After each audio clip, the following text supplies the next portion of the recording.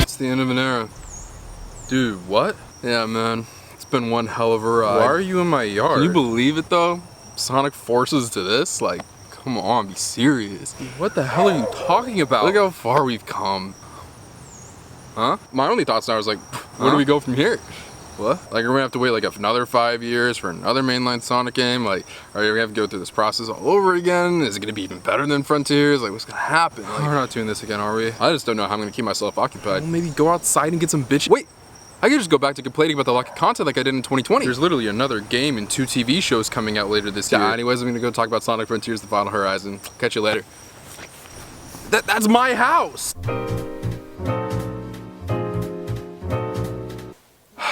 Wow.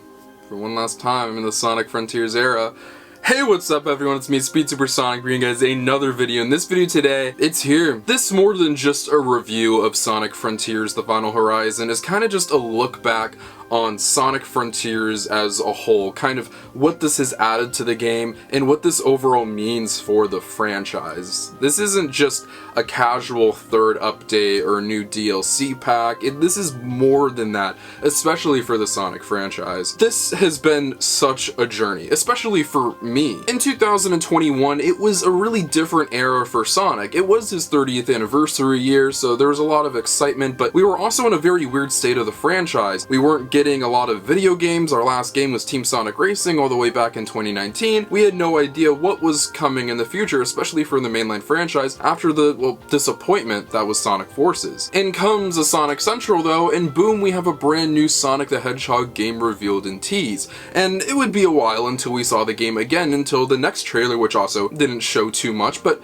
we were still excited nonetheless. It looked to have more of a melancholic, darker tone, something a little more mysterious and different than we've received in the past. We also knew via leaks that this thing was going to be an open world Sonic game. There was going to be this larger story. There were going to be other characters implemented in some way. As Sonic fans, it's best to stay cautiously optimistic, so that's what we really did. In fact, the actual reveal of Sonic Frontiers gameplay was largely negative. I was one of the few people to defend the gameplay. As time went on, it slowly won over the fan base, and then the game released a little under a year ago in November of 2022, which that year alone was amazing for the franchise for many different reasons. Not only has it been one of the best reviewed Sonic games, 3D Sonic games I should preface, in a while, it has now become already the highest selling 3D Sonic game of all time. Calling Sonic Frontiers a massive success would be a massive understatement. This has fully revitalized the Sonic video game branch of things in ways we didn't see imaginable, and I think Sega felt the same way, because shortly after the release of this game, we got the announcement that we would be getting a year-long release of DLC. But everybody had their eyes set on the third update, that it's now here, and it's bittersweet, because the bitter side is that we're done with this Sonic Frontiers era, essentially. There's no really where else to go from here when it comes to this specific game. Regardless of if there's a direct follow-up to this or not, what Sonic Frontiers was something very exciting and special and different. It was actually my first mainline Sonic game ever covering on the channel, so I do have some personal attachments to it. But on the sweet side, we have that third update. And even though I made the bold claim on Twitter that this would make it the best Sonic game of all time, it may not be the best Sonic game of all time. The jury's still out on that, but I think I can say with confidence, and like I said, even with the base game, I think this is now the best 3D Sonic game of all time. Now, I was pretty confident to think this like the first time around, but there were still some things holding it back, some things that I really liked about past 3D Sonic games that weren't there in Frontiers originally. One of the biggest issues we had with Frontiers, obviously, was the finale of it. It just wasn't that thrilling, it wasn't as emotional or exciting. It was kind of an embarrassment, kind of a shock, and really stained a lot of the experience, but what they did here, this is probably the best final boss fight in any Sonic game, yes, probably even better than Dark Gaia. I'm mentioning this now opposed to the end of this review because this is the biggest thing they needed to get. If they didn't fix that element, if they didn't fix the final boss fight, then this whole patch was just a big waste of time because that needed to be fixed, and oh boy did they fix it. This is essentially a quote-unquote patch of the entire tail end of Sonic Frontiers. In that final boss fight, we also get our new form, if you want to call it that. It is no Hypersonic, and I wasn't fully expecting Hypersonic in this release in particular. Maybe we'll see it further down the road. That's definitely a possibility now after this game. But whatever we want to call this form of Sonic, I don't know if it has an official name yet or not. I'm sure the fan base will come up with one stat with all the fan art. He looks freaking sick. He looks so cool. Not only was Sonic using the freaking gun of the end of Supreme, just the coolest thing ever, but also him transferring into that form of cyberspace energy, or once again, whatever you want to call it, was the coolest thing ever, and I'm just so pumped for that. I'm happy that they did that. I'm so happy that Sega, after I don't even know how long it's been, maybe like 13 years at this point, has finally given us a new kind of super form in a Sonic game. It's like, what, been since Black Knight in 2009? So it's probably even longer than that, 14 years? It's been a while. We were hunting for it, we were fiending for it. We were kind of scared because photos were showing Super Sonic 2 going up against Supreme, and we're like, oh no, is this all we're gonna get? It wasn't all we got. We did get something else, and that makes me super happy. We didn't get to play as him, but still, I'll take what I can get. Very happy about that, and a super cool addition to the Sonic mythos. But I feel like we've been covering the final boss and the end of this game pretty extensively. What about the main chunk of it? What everybody was really looking forward to, and that was the other playable characters. Well, we do get Knuckles, Tails, and Amy. Everyone has a bunch of different abilities and skills and combat features and all of this stuff. It's super sick. I don't want to say unfortunately, but kind of unfortunately, these things are kind of a mixed bag. I do want to say before we go any further that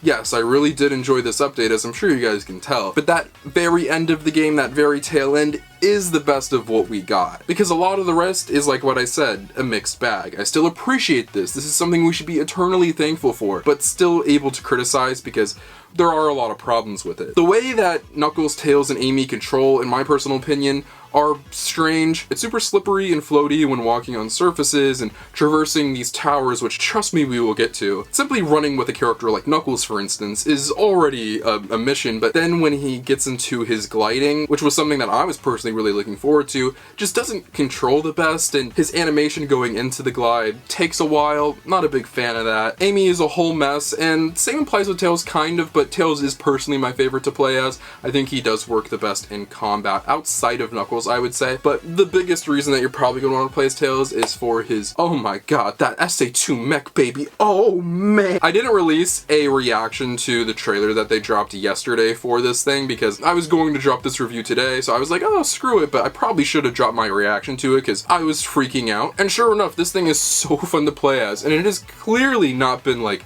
checked whatsoever by Sonic Team because this thing has unlimited ability. You can go as high as you want in this thing. It's amazing. More than anything, I think people are going to warm up to Knuckles, Tails, Amy when you can just simply just like roam around as them and do random things rather than a specific objective. But when people were like, Sonic Frontiers is too easy, Kishimoto was like, oh, Sonic Frontiers is too easy? Oh, watch this. And it was probably the most infuriating night of my life I've ever had. Now, on one hand, I like the challenge. It makes me feel accomplished when I get through it, but at the same time, at parts, it can feel kind of unforgiving at points and just too much. I want to say maybe we'll see these things repaired in a patch, maybe some different physics added, maybe some different, there's overall controls to all of the different characters outside of Sonic, and Sonic continues to control normally and fine and better, especially after Update 2, giving him the spin dash momentum and everything like that. That's great. But also, part of me thinks that they just worked their ass off for like so many years on this game, giving us 3 updates. Are they gonna want to patch it? I don't know. I'm sure part of Sega wants to move on to the next game or whatever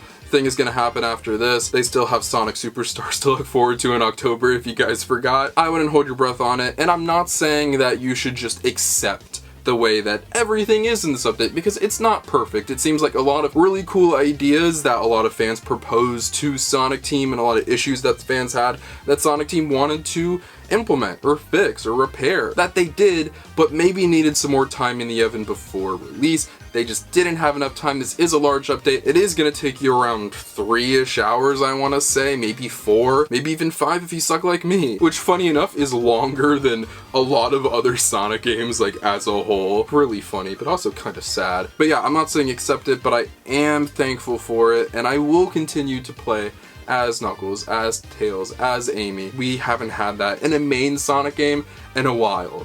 Sonic Boom doesn't count. But I want to take this time to get a little more real, a little more serious, because as a Sonic fan, we've been living in a really weird state for a long time with this franchise. We've always been told that this franchise lived in its golden years in the 90s. I wasn't even a sparkle in my daddy's eye in the 90s. I wasn't even alive when SA2 came out. I kind of grew up in a really weird era to be a Sonic fan, where everybody said that the best games were the classics on the Genesis and Sonic Adventure games. And like I said, I wasn't alive for any of that stuff. I grew up with Sonic 06 and Sonic Unleashed and Sonic Colors. And as you play more games and get to know this franchise more, it's just been this state of limbo for so long. It seems like Sonic really has been lost since the release of Sonic Heroes. There was glimmers of hope with Generations and Colors, but then Sega continued to shoot themselves in the foot repeatedly with stuff like Lost World and Boom, and then why you have it, there's Forces, and oh my gosh, this franchise is a mess. It was hard being a fan for a while, I'll say that. I know that might sound ridiculous, just being a fan of something being hard, but Sonic isn't just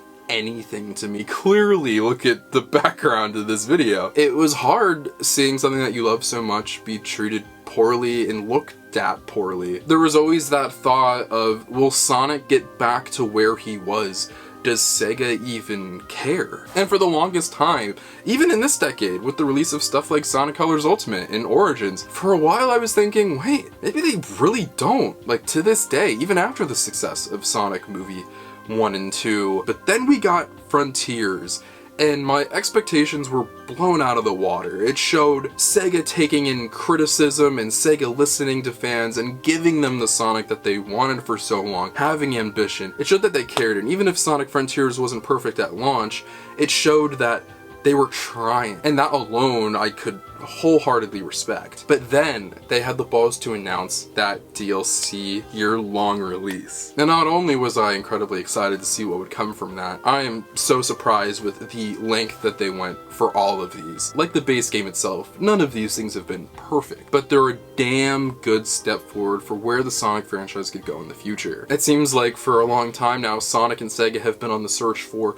respect and relevancy. And with their effort, their passion, their care, Sonic Frontiers has already gone on to become the highest grossing 3D Sonic game of all time. Which that alone is a massive accomplishment. This just shows that Sega cares, they're willing to go out there and give us what we want. And yeah, it might not be perfect, but that's not what Sonic is. He's never been, and I've kind of become fine with that. The beauty is in the imperfections, and I can only imagine that after everything Sega and Sonic Team has learned, after Sonic Frontiers, and after Sonic Frontiers The Final Horizon, that whatever's next is going to be something truly special. Thank you all for watching this video. I'll see you guys in the next one. Peace out. Wonder what you want right now, wonder what you want right now.